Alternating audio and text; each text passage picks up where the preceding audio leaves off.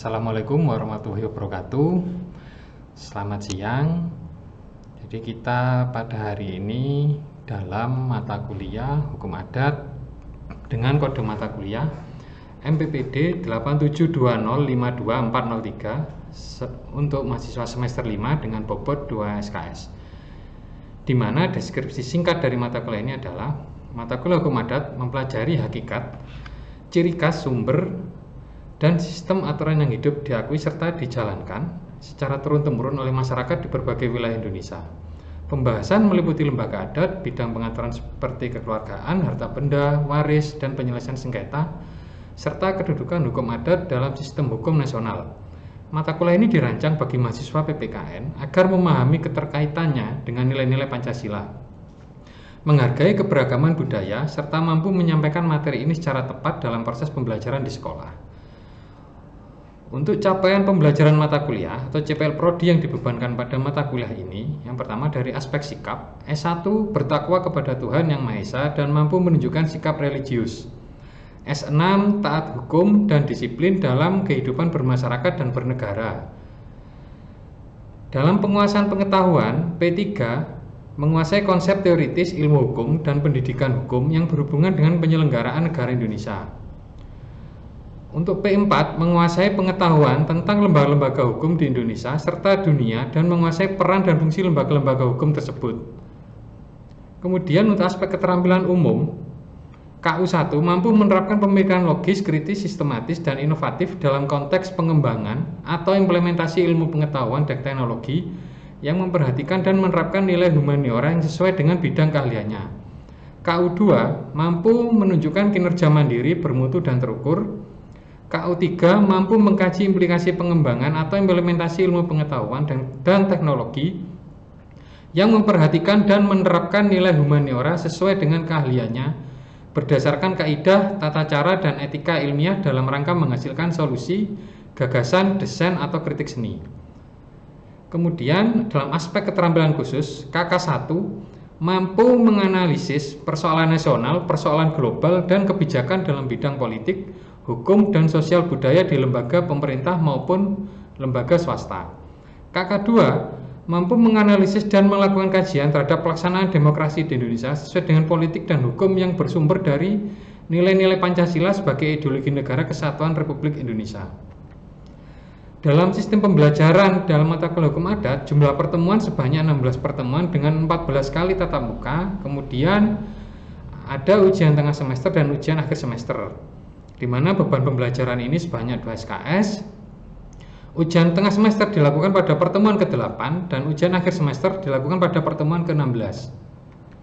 Kemudian untuk materi pembelajaran, pertama pengantar hukum adat, kedua sumber-sumber hukum adat, ketiga struktur dan organisasi masyarakat adat, keempat hukum adat dalam kehidupan sehari-hari, kelima hukum adat dan hukum nasional, keenam hukum adat dan hak asasi manusia, ketujuh studi kasus hukum adat di Bali, ke-8 studi kasus hukum adat di Papua, kemudian hukum adat dan lingkungan, kemudian hukum adat dan ekonomi.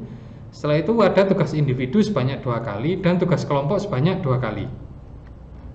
Kemampuan akhir yang diharapkan atau sub CPMK-nya adalah mahasiswa diharapkan memahami definisi dan ruang lingkup hukum adat, sejarah dan perkembangan hukum adat di Indonesia, serta pentingnya hukum adat dalam sistem hukum nasional. Mahasiswa memahami sumber-sumber hukum adat, peran masyarakat dalam pembentukan hukum adat, dan contoh-contoh sumber hukum adat dari berbagai daerah. Kemudian mahasiswa memahami struktur sosial masyarakat adat, organisasi dan kepemimpinan dalam masyarakat adat, dan peran tokoh adat dalam penegakan hukum adat. Kemudian keempat, mahasiswa memahami penerapan hukum adat dalam kehidupan sehari-hari. Kelima, mahasiswa memahami interaksi antara hukum adat dan hukum nasional dan kasus-kasus konflik antara hukum adat dan hukum nasional. Kemudian berikutnya, mahasiswa memahami hukum adat dan perlindungan hak asasi manusia dan kasus-kasus pelanggaran HAM dalam konteks hukum adat. Kemudian berikutnya, mahasiswa memahami penerapan hukum adat di Bali dan kasus-kasus terkenal hukum adat di Bali. Kemudian berikutnya, mahasiswa memahami penerapan hukum adat di Papua dan kasus-kasus terkenal hukum adat di Papua. Kesembilan, mahasiswa memahami peran hukum adat dalam pelestarian lingkungan dan kasus-kasus hukum adat terkait lingkungan. Kemudian ke-10, mahasiswa memahami pengaruh hukum adat terhadap ekonomi lokal dan kasus-kasus ekonomi dalam konteks hukum adat. Kemudian metode pembelajaran dalam mata kuliah hukum adat ini, yang pertama ceramah, di mana pemaparan oleh dosen dengan menggunakan proyektor dan bahan-bahan pendukung materi yang didapatkan dari internet dan lain-lain. Yang kedua, tanya jawab, dosen memberikan pertanyaan ke mahasiswa dan mahasiswa menjawab, dan sebaliknya. Ketiga, diskusi, yaitu dengan berbagai model seperti group investigation dan think pair share. Kemudian keempat, brainstorming, mahasiswa menyampaikan hasil dari topik yang diberikan sebelumnya. Dan kelima, pembelajaran studi kasus, di mana mahasiswa diberikan permasalahan untuk dianalisa dan disampaikan hasil analisanya. Dan berikutnya adalah sistem penilaian. Dalam komponen penilaian ini ada bobot atau persentase penilaian. Untuk tugas sebanyak 20%, nilai ujian tengah semester sebanyak 10%, nilai ujian akhir semester sebanyak 20%. Kemudian dari segi etika dalam pembelajaran, keaktifan dan kehadiran itu sebesar 50%. Kemudian berikutnya akan kami sampaikan dalam proses pembelajarannya. Terima kasih. Kita langsung ke materinya. Dalam pertemuan yang pertama, yaitu dalam pengantar hukum adat. Nah, pahami dulu. Jadi kita sering gini, di masyarakat itu sampai hari ini masih banyak kebiasaan-kebiasaan yang dilakukan, yang peninggalan masa lalu. Contoh seperti kalau kalian dalam perkawinan ya, dalam perkawinan itu banyak tradisi-tradisi. Kalau di Jawa itu kita kenal istilahnya kebugiro. Nah, kalau di masyarakat Osing apa? Ara-araan. Nah, itulah makanya dalam memahami hukum adat itu, yaitu hukum yang tumbuh memang dari adat istiadat masyarakat lokal di sana. Jadi ada juga memang nanti bahwa kebiasaan-kebiasaan itu atau tradisi-tradisi itu yang juga dilakukan oleh masyarakat lokal lainnya. Biasanya mereka ini sudah mengalami istilahnya percampuran seperti itu. Nah, dari sinilah makanya salah satu definisinya yaitu hukum yang tumbuh dari adat istiadat masyarakat lokal. Nah, apa yang menjadi basisnya? Kebiasaan. Kebiasaan tiap hari yang dilakukan oleh masyarakat itu. Gitu. Kemudian biasanya kebiasaan itu karena sering dilakukan akhirnya menjadi tradisi. Karena diperingati tiap tahun. Gitu kan? Atau dalam momen-momen tertentu di sana. Nah, sambil contoh gini. Paling mudah, di masyarakat kita, kalian pernah tahu sebenarnya tradisi halal bihalal itu harus keliling ke tiap rumah itu ada nggak di masyarakat kita awalnya? Tidak. Ada. Contoh masyarakat Muslim aja, Indonesia di luar negeri itu kan nggak ada tradisi itu. Iya. Keliling, adanya di Indonesia karena ini sudah menjadi kebiasaan, iya kan? Iya. Harus masak ketupat. Nah, ini kan menjadi tradisi yang dilakukan terus menerus seperti itu. Kemudian juga basisnya ini berangkat dari kepercayaan yang diterima secara sosial. Seperti apa yang maksudnya secara sosial? Jadi kepercayaan yang diterima secara sosial itu biasanya ketua adat itu menyampaikan. Ketua adat menyampaikan bahwa biasanya saya dapat pesan dari leluhur seperti ini, A, B, C gitu kan.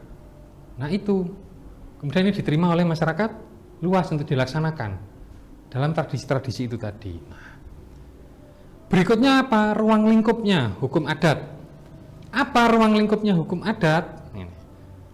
Mungkin siapa? Mbak Vida? Yang saya ketahui itu ruang lingkup hukum adat itu mengatur hubungan sosial, contohnya di perkawinan dan waris. Contohnya di perkawinan dan waris. Oke. Berikutnya ada lagi? Ruang lingkup hukum adat yang kedua mengatur hubungan manusia dengan lingkungan, contohnya tanah ulayat. Oke, baik. Memang ruang lingkup hukum adat itu adalah bagaimana dia mengatur hubungan sosial, hubungan antar manusianya dalam masalah perkawinan terutama dan kewarisan. Sampai hari ini contoh masyarakat Osing itu sampai hari ini pun aturan adat mereka yang menjadi pewaris yang didulukan siapa? Yang perempuan. hampir sama dengan masyarakat di Minangkabau sana, di Padang sana. Jadi seperti itu. Nah, kemudian hubungan manusia dengan lingkungan. Sampai hari ini pun kalau kamu kenal di masyarakat Dayak itu, mereka ada tanah yang memang digarap, ada tanah yang memang disakralkan. Jadi siapapun nggak boleh masuk. Tanah itu tanah disimpan oleh mereka. Atau memang setiap masyarakat Dayak itu yang biasa menggarap di ladang atau di hutan, itu nggak boleh masuk ke tanah itu. Jadi diatur. Kalau masyarakat adat itu modelnya mengatur tanah-tanah itu. Kemudian ada lagi apa ruang lingkupnya? Pasti akan melibatkan apa? Namanya sanksi kalau melanggar. Gunanya sanksi itu apa? Atau hukuman untuk menjaga keseimbangan ini tadi, harmonisasi ini tadi. Karena apa? Kalau memang dibiarkan, takutnya manusia itu kan mereka lupa akan batasnya. Nah, di sana makanya dimunculkanlah sanksi itu tadi. Berikutnya dalam sejarah perkembangan hukum adat di Indonesia, itu akan masuk di masa prakolonial, di mana masa prakolonial ini sebelum VOC datang, ya, sebelum bangsa kayak Portugis, Spanyol datang di Indonesia ini. Nah, itu masyarakatnya itu masih menjalankan bahwa hukum adat ini menjadi aturan hidupnya mereka. Memang belum ada hukum yang tertulis di mereka itu. Yang kedua di masa apa? Kolonial. Di masalah kolonial itu ada ketika Portugis, Spanyol, Belanda lewat VOC awalnya, kemudian Belanda sendiri itu datang. Itu ada dua hukum yang berlaku, dualisme hukum. Hukum adat yang berlaku untuk masyarakat lokal itu, kalau misalkan orang Jawa ya pakai hukum adatnya Jawa, Madura pakai Madura. Nah, dan juga ada hukum barat yang digunakan secara menyeluruh di sana. Masuklah ke masa kemerdekaan. Di masa kemerdekaan apa? Ini undang-undang kita tahun 45 sudah mengakui eksistensi dari hukum adat. Yang pertama, yang kedua, muncullah undang-undang pokok agraria yang mengatur pertanahan di Indonesia.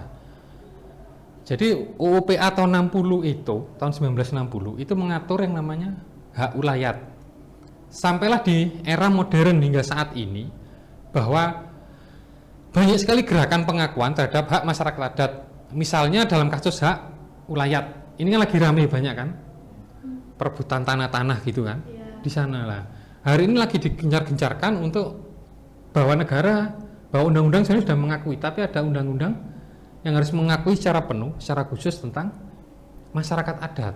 Nah, ini masih diperjuangkan sampai hari ini di situ. Nah, sebelum silakan, mungkin ada yang mau ditanyakan. Kira-kira kapan suatu kebiasaan itu bisa disebut hukum adat? Kebiasaan bisa menjadi Hukum adat. hukum adat. Baik. Kembali ke pengertian yang pertama tadi ya. Kapan kebiasaan itu bisa menjadi hukum adat? Kebiasaan itu akan berangkat dari satu orang. Satu berkembang menjadi 2, 3, 4 seperti itu kan? Ya. Nah, kemudian kebiasaan ini terus dilakukan oleh semua orang dan dilakukan berulang-ulang. Akhirnya menjadi yang namanya Hukum adat. tradisi. Nah, setelah tradisi ini berjalan tiap tahun seperti itu, biasanya untuk menjaga supaya tradisi ini tetap berada di pakemnya ya. Kalau kita pahami itu tetap di pakemnya atau apa, dimunculkanlah sanksi. Nah, sanksi ini gunanya untuk apa? Selain menjaga tradisi juga menjaga harmoninya, hubungan antar manusianya. Gitu ya, Adinda. Mungkin ada yang kurang atau gimana? Sudah cukup, Pak. Sudah. Ada lagi? Bagaimana sih Pak sifat dasar hukum adat di Indonesia? Sifat dasar hukum adat di sifat Indonesia. dasarnya. Oke. Sifat dasar hukum adat di Indonesia itu sebenarnya komunal, berbasisnya. Pasti berbasis komunal. Basis komunal maksudnya gimana? Berlaku di masyarakat sekitar, hanya masyarakat itu tok. Nah, kemudian ada sosial religius. Dan satu lagi yang nggak lupa itu mistisme, karena berangkatnya itu selain dari kebiasaan apa ini tadi, kepercayaan yang diterima. Biasanya ketua adat menyampaikan ini saya habis dapat petunjuk dari leluhur seperti ini gitu. Nah itulah hukum adat yang berlaku seperti itu secara sifat-sifatnya.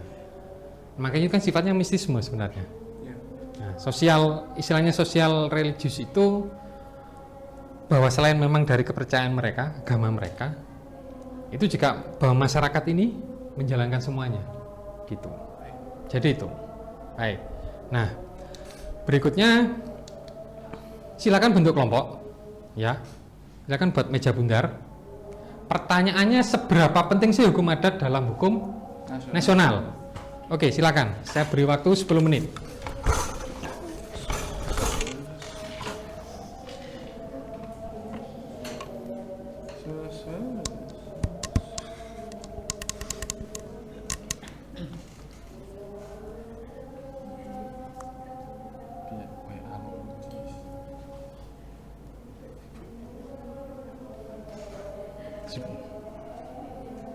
Sudah ya?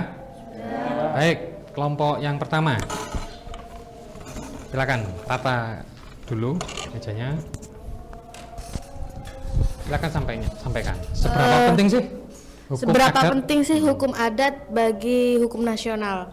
Menurut kami itu sangat penting, Pak. Karena itu bukan cuma hiasan saja, karena itu sudah diakui langsung oleh Undang-Undang 1945 pasal 18B ayat 2 yang bilang negara mengakui dan menghormati kesatuan-kesatuan masyarakat hukum adat beserta hak-hak tradisionalnya sepanjang masih hidup dan sesuai dengan perkembangan masyarakat. Baik, kelompok berikutnya. Untuk menurut kelompok kami, hukum adat itu penting karena jadi bagian dari identitas dan pluralisme hukum Indonesia. Hukum adat itu living law atau hukum yang hidup di masyarakat. Indonesia beragam suku dan budaya. Jadi sistem hukum nasional nggak bisa cuma pakai hukum positif atau tertulis saja. Hukum adat mencerminkan keberagaman dan nilai-nilai lokal. Baik. Nah, ini berarti ya. Yang pertama perlu dipahami, yang disampaikan kelompok 2 itu muncul di nomor pertama, bahwa hukum adat ini adalah identitas budaya, bahwa cerminan kekayaan budaya bangsa kita di sana. Kemudian disampaikan kelompok pertama, pengakuan konstitusional, bahwa undang-undang mengakui di pasal 18B ayat 2 dia mengaku dan menghormati masyarakat adat. Selain itu apa? Memang kenapa ini sangat penting? Karena bisa untuk penyelesaian sengketa, karena pola penyelesaian sengketa itu mereka menyediakan alternatif penyelesaian dalam sengketa, terutama misalkan masalah tanah gitu kan. Nah, apa yang diangkat dari hukum adat? Apakah langsung seperti di pengadilan? Enggak. Mereka berbasis musyawarah dalam menyelesaikan permasalahannya. Kemudian hukum adat ini apa? Pasti nggak akan jauh dari yang namanya pelestarian lingkungan hidup. Karena apa? Jadi mengatur hubungan manusia dengan alam dengan cara mereka sendiri berdasarkan kearifan lokal. Setelah itu penguatan otonomi daerah. Ini penting sekali karena apa? Otonomi daerah itu kan tiap daerah dituntut ya untuk bisa memaksimalkan potensi yang ada. Nah, sebenarnya masyarakat hukum adat dengan masyarakat di dalamnya itu, nah, itu mereka kan punya keunikan masing-masing. Ini akan bisa menjadi potensi untuk daerah tersebut. Yang jadi masalah apa sampai hari ini? Tantangan. Selalu apa? Konflik dengan hukum nasional. Ini pertama. Kedua, globalisasi yang menggeser tradisi lokal. Nah, di dalam globalisasi itu kan ada yang namanya modernisasi. Modernisasi inilah yang banyak dianut anak muda sekarang. Nah, kadang-kadang mereka mau kembali ke tradisi lama itu apa? Malu ya. Istilahnya malu, dibilang kampungan lah, dibilang tua lah kan gitu. Nah, itulah yang terjadi. Kemudian minimnya dokumentasi hukum adat. Karena apa? Masyarakat tidak mencatat. Mesti. Rata-rata mereka apa? Menulisnya di apa? Daun yang resiko hilangnya tinggi. Gitu kan? Seandainya dicatat pun sudah tua banget ya kadang-kadang kitabnya itu. Kalau saya tahu dalam manuskrip kuno itu bukanya aja resiko rusak. Kalau nggak gitu, kalau dulu masyarakatnya digambar. kan di gua-gua itu kan, untuk menceritakan, untuk mendokumentasikan di gambar di sana. Mungkin seandainya dulu sudah kenal foto mungkin beda ya di sana kan. Nah kemudian harapannya apa sih? Penguatan peran hukum adat dalam pelestarian budaya, ini sangat penting. Kedua, kolaborasi antara hukum adat dan hukum nasional. Jadi gini, menjadikan bahwa hukum nasional ini menjadi payungnya dari hukum adat. Ini yang penting, bukan malah menggilas. Dalam praktiknya sampai hari ini kan masih menggilas hukum adat kan, hukum nasional itu. Tapi ini bisa benar-benar menjadi payung, menjadi pelindung dari hukum adat itu sendiri. Ketiga apa? Bahwa pemerintah, dukungan pemerintah itu harus mengakui masyarakat adat itu sendiri. Jadi jangan hanya karena memang ada investasi kayak gitu kan, akhirnya dioyok masyarakat adatnya terusir. Ini banyak terjadi. Mungkin dari sini ada yang ingin ditanyakan? Atau cukup? Sudah cukup? Baik, sudah cukup. Baik, terima kasih atas waktunya. Kurang lebihnya mohon maaf. Jadi untuk pertemuan berikutnya kita akan membahas yang namanya sumber-sumber hukum adat. Ya, saya akhiri. Wassalamualaikum warahmatullahi wabarakatuh.